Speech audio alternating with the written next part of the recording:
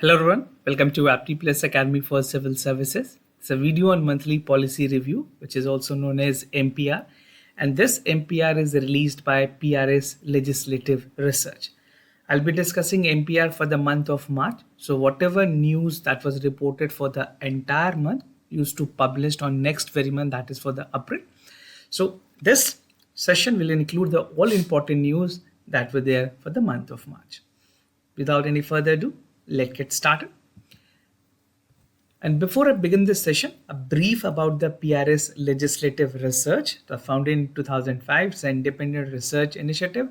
This aims to provide better information to MPs and MLA. For more details, you can refer to their websites or you can pause this to read more about the PRS Legislative Research.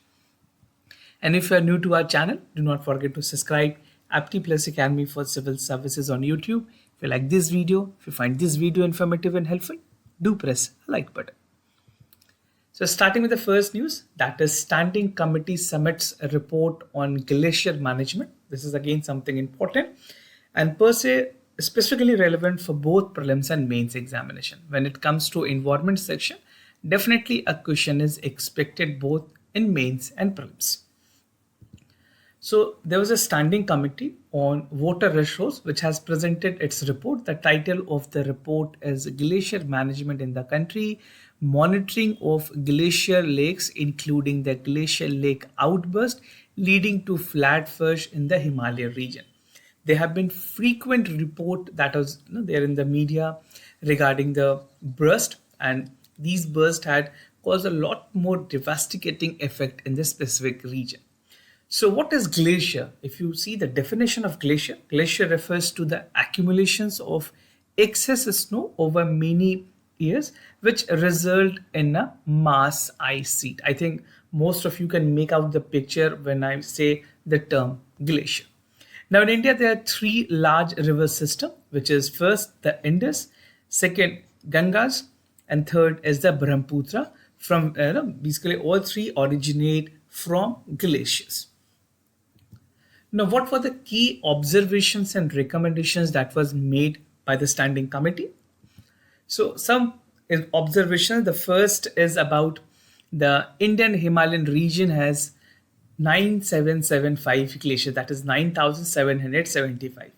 And Himalayan glaciers has been rapidly thinning in the recent year, resulting in first, that is a rise in the sediment load. The sediment load है उसमें there is an increase in the amount of annual excess of water flow, that is the yearly runoff. And third, that is altered hydrological behavior in mountain region and downstream. So these are the three consequential effects of the thinning of the glaciers. Now the committee categorically noted that it is critical to closely monitor the glaciers, the glacial discharge, and even prospective glacial outburst, basically flood, to predict the magnitude of such disaster. So this called for a more of preventive measures that need to be taken with the help of scientists, with the help of the experts. Now there's an apex body of glacier management. This is what they actually called for. So the committee has noted कि एक expert body formulate करने की जरूरत है. There are several ministries, department, institutions with different mandate to deal with the hazardous Himalayan glaciers, and it noted that the fragmented research on glacier related to risk will not yield the desired result. So necessarily we required a apex management body. And the committee has recommended there should be a single nodal body to coordinate the activities with all the department. I'm talking about the department that is concerned with it, and the basically agencies to be established at the earliest. Now, strengthening network of monitoring stations. This is again important, and this is under the category of, you can say, the preventive measures that India can take. So the committee noted that severe shortage of monitoring stations are there in the Indian Himalayan region. And to effectively and seamlessly monitor this, we need some integrated monitoring system that is essentially necessary.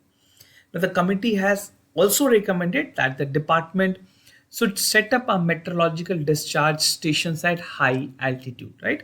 So these are the recommendations, right? Even if you're writing in mains paper, you can categorically note that these are the part that must be incorporated. Now, the committee observed that the smaller glaciers are most vulnerable to climate change, which accelerate the part of melting. And these are the common sense, but then also there can be a direct statement in the prelims examination. Now, the second important topic is Forest Conservation Amendment Bill 2023. So the Forest Conservation Amendment Bill was introduced in Lok Sabha and it was further referred to the Standing Committee for Scrutiny. Now, the bill amend the Forest Conservation Act 1980. Make sure you remember this. Sometime a direct question is there, which particular thing is going to be amended with this bill. So the amended bill 2023 called for amendment to the Forest Conservation Act of 1980, which provides for the conservation of forest land, right? तो इस bill में specifically कुछ चीजों को exempt करने की बात की गई है from the purview of the forest conservation, right, और other forest act. Further, expand the list of activities that will be permitted to be carried out for the forest land. So in a nutshell, this particular bill, that is the Forest Conservation Amendment Bill, will give more exemptions to the work and activities. Now, for you as an aspirant of civil services examination, it is important to note which are the activities which is exempted, because there can be a direct question in the prelims examination. So what are the key features? First, talking about the restrictions on the activities on the forest, क्या क्या चीजें restricted थी और further किस चीज को allow की गई है. The act restrict the de-reservations of the forest or the use of the forest land for the non-forest purposes. तो किसी भी forest land को non-forest land purposes के लिए use करना पूरी तरह से restricted था, right? Now, such restrictions may be lifted with the prior approval of the central government. So, central government has authority. If the consented, then the particular things will be allowed under the ambit of the rules and regulation. Now, non-forest purposes include the use of land for cultivations of horticulture crops or for any purpose other than reforestation. So, ये दोनों के अलावा जो चीजें हैं, basically these are the part which is considered as a non-forest purposes. Now, the Act specifies that certain activities will be excluded from the non-forest purpose. Non-forest purpose, that means the restrictions on the de-reservation. Right? This is what I mean to say. De-reservation of the forest and the use of forest land for the non-forest purposes, that will not apply. Right?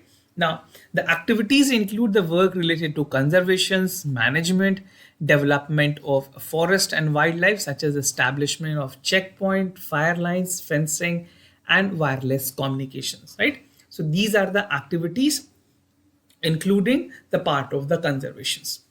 Now, the bill add more activities to this list. Now, from here, the things become important for your prelims examination. What are the things that is included? So, zoo and safari under the Wildlife Protection Act 1972, owned by the government or any authority in a forest other than protected areas. This will be allowed. Second, ecotourism facilities will be allowed. Silviculture, that is enhancing the forest growth.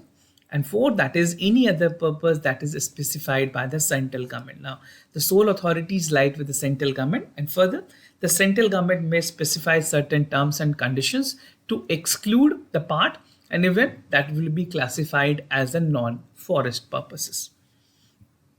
Now, land under the purview of the act, right? So, bill ने दो चीजों पे ध्यान दिए. There are two types of land that will be under the purview of the act.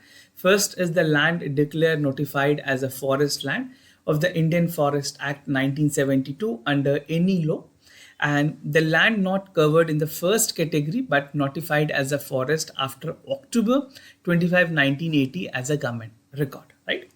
Now, further, the act will not only apply to the changed from the forest use of non-forest, but also be used before 1996 by an authority authorized by the state or union territory.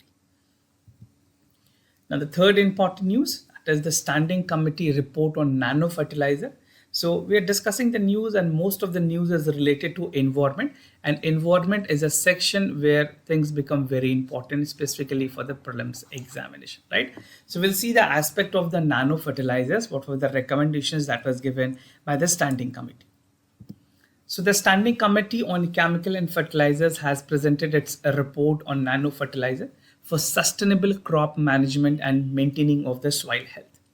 Now, what were the key observations and recommendations that were there from the committee? The first, it called for the development of nano-fertilizers. So, fertilizers की अगर बात करें, fertilizer consumption in India is imbalanced. Definitely, urea account for 82% of the nitrogenous fertilizers. Now, conventionally, if you see, fertilizers such as urea pollute the ecosystem during their application. Now, I think most of you must be aware, and you can also relate this with the question that has been previously asked in the prelims examination. Now, the committee observed that the Indian Farmer Fertilizer Corporations Limited, better known as IFCO, has developed a nano urea which attempts to address the imbalanced use of fertilizer. So, first important thing, which particular organization has developed it? The correct answer is IFCO. Now, the nano urea will be basically notified by the Ministry of Agriculture and Farm Welfare and Nano Fertilizer in February 2021. क्या benefits हैं nano fertilizers के? The committee observed that the nano fertilizers cost less than the subsidized conventional fertilizer, which is there in the market. And further, the nano urea can result in a better crop productivity and higher income to farmers. These are the consequential effect that will get from the part of the nano fertilizers. That also reduces the transportations and the warehouse cost. Third, that is the field trial I found that the average crop yield was 8% higher. तो जो normal conventional पहले use होती थी, उससे इस nano fertilizers की effectiveness 8% higher है due to the applications of nano urea. Now, as per the Department of Agriculture and Agriculture Research and Education, the terms effect for nano fertilizers can be drawn as a research trial and completed over 1 year. The committee has further recommended that a long-term dedicated research to be conducted to assess the benefits, side effects on the nanofertilizer. See, everything that is used in fertilizers purposes, there might be some negative and positive consequences, so that need to be identified by the expert. Challenges for adaptations. The committee noted that the cost of agriculture sprayers between 1,200, that is 1,200 to 10,000 हर पर spray में एक farmers को इतनी spend करनी पड़ती थी. Now जो recommendations आई है मिनिस्ट्रीज की तरफ से to speed up the past of providing effective and cheaper spraying nano fertilizers. How we can improve that? Because there's a long farmland that has to be sprayed out for the fertilizers. Now the committee noted that the drones can be used. Definitely this is the best way out, the use of technology at the current generation. And spraying can be helped with the drones. But here the point of concern is that the Ministry of Civil Aviation will have to take a call to remove the policy and procedures bottlenecks for the manufacturing and roads. Once these liberty are there from the policies maker, definitely this market will flourish and ultimately helping the farmers to a larger extent. Now the Competition Amendment Bill 2022. So the Competition Amendment Bill was passed in Lok Sabha. It seeks to amend the Competition Act 2002, and this established the Competition Commission Act for the regulation of the market competitors. So it was the CCI की अगर बात करें, this establishment took place in year 2002 itself. Key features about this amendment. First, call for the regulations of combinations based on transition value. तो act prohibit करती है किसी भी एक individual enterprises or person को from entering into the combinations which may cause an appreciable adverse effect on the competitions. And the bill expand the definitions of combinations to include the transition with our value of 2,000 crore rupees, right? These are the restriction. Earlier, this was for 1,000 crore rupees. So UPSC will not ask you the erstwhile value, but the new value is important. Now, time limit for the approval of combinations. The Act specifies that the combinations shall not come into effect until the CCI has passed the order. और ये 210 days के अंदर में होनी चाहिए. The 200 days has been passed. This was for the previous one. Now, what changes has been made? That this has been reduced to 150 days. So now the part of the approval time has been reduced to provide efficiency in the function. Now, anti-competitive agreements are there. So an agreement between the enterprises and person has to agree and engage in the part of smaller business. तो बहुत सारी चीजें हैं जिनको ध्यान रखने की जरूरत है. So first is like directly or indirectly determining the purchase or sale of the prices, controlling production, supply, market, and provisions of services, or directly or indirectly leading to the collusive bidding, right? Now, bill ने further enterprises or persons जो engage होते हैं that should not engage in identical or small business shall presume to be the part of competitive agreement, right? Anti-competitive agreement के part माने जाएंगे वो, and even if they actively participate in furtherance of such agreement. And the amendment modified कि जो reference होगी that it will refer to the enterprises and participate to intent to have such agreement, right? So there are some technical issues that has also evolved, but you have to note some of the key changes that has been brought in under this bill. Now, virtual digital assets under purview of the Prevention of Money Laundering Act. There 2 points become important. First is about the virtual digital assets, and second is the Prevention of Money Laundering Act.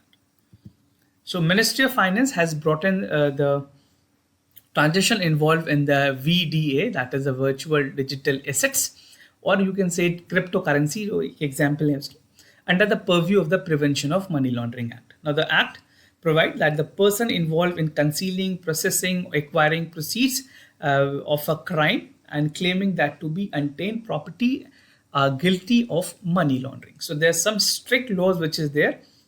And India, as of now, we are operating with the Prevention of Money Laundering Act 2002. Now, क्या है money laundering and what are the things that take into consideration when it comes to money laundering? Money laundering is a punishable offense with a rigorous imprisonment up to 7 years and fine. Both can be there. The following activities are covered as a money laundering. First, if you have an exchange between the virtual digital assets and fiat currencies. Second is exchange between one and more form of the virtual digital assets, transfer of virtual digital assets, safekeeping of administration of virtual digital assets or instrument giving control of such assets. So these are categorized under the money laundering activities. Now, the entities that is dealing with the virtual digital assets will have to further fulfill certain obligation in this condition. Which are the obligation? First and foremost, they have to verify their client using the Aadhaar and other valid documents that is provided by the Government of India. Maintain a record of all the transactions that is there and undertake the enhanced due diligence to commence a specified transaction, which will be mandatory in the conditions of a trading or any sort of virtual digital payment transactions taking place. Now, subsidies for PM Ujjwala Yojana for refilling cylinders. These are the two small, I'll be giving you two brief news also. The first is this. So the Union Cabinet has approved 200 rupees for the 14.2 kg cylinders under the PM Ujjwala Yojana. This is Ujjwala Yojana PMUYB जिसे कहते हैं. The subsidy will be credited to the beneficiary's bank account. And this decision come in the backdrop of increase of the international liquefied petroleum prices. Now, launched in 2016, the Prime Minister, or you can say the Pradhan Mantri Ujjwala Yojana, seeks to provide LPG connections to women of below poverty line and their household. Now, in order to cover the additional household, PMUAY Phase 2, that is Ujjwala 2, was launched in August 2021. So this became important because subsidy was recently included. Now, amendment to the Surrogacy Rule 2022. This is again a short news and the last news of the discussion. The Ministry of Health and Family Welfare has notified the Surrogacy Rule, and the rule were notified under the Surrogacy Act 2021. Under the Act, कोई intended couple, that is one that medical attentions with the necessity surrogacies is required, they can proceed further, but उसमें कुछ restrictions हैं, कुछ rules लाए गए. As per the rule, a couple undergoing a surrogacy was allowed to utilize an oocyte from a donor. What is oocyte? Oocytes is the egg which further take place in the IVF or many other activities. These are the cells, they further developed into zygote and then further into fetus. The other process, I'm not getting into the zoological part or the physiological changes that occurs in the body. We're not concerned with this. Now, the amendment mandates the male and female gametes to be used for surrogacy. Both can be used, and further identifying the couple, that is amending to the consent from the surrogate mother accordingly. So these were the broad spectrum of changes that was brought in under the Surrogacy Rule 2022. And this was all about for the discussion for the PRS Legislative Research. We have a lot more other initiatives for you, like daily news and editorial analysis, where I cover the news from the Hindu and Indian Express in comprehensive manners to give a strong foundation analysis of the daily news. We have IS Gazette magazine, which you can download from our current affair, basically IS Gazette की जो website आप IS ज्ञान की website से IS Gazette की current affair की magazine download कर सकते हैं. MPR is discussed, PIB has already been uploaded, very soon we'll be coming up with the Yojana and Kurukshetra files. Some of the videos are already there in the playlist. Do check it out, watch all this video. Definitely that will help you in the preparation of your civil services and to sail through the journey of civil services. If you have any other concern, you can reach out to us. We'll be more than happy to assist you. For time being, I'm signing off. Thank you so much for watching this video.